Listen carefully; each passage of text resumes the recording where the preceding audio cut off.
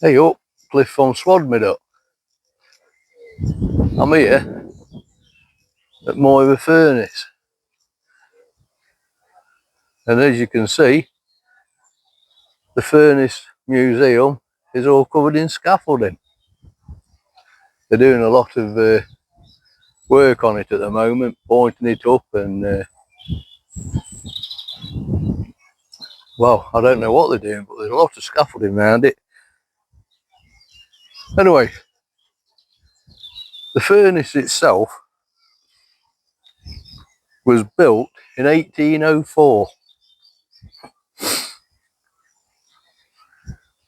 by Francis Rowland Hastings, the Earl of Moira.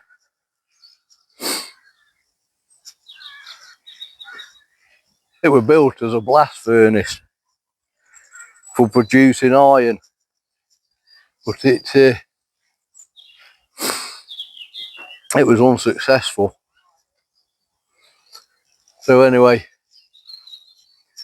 it closed down in 1811, so it weren't going very long as a blast furnace.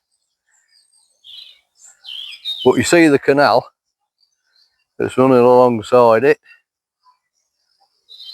as well.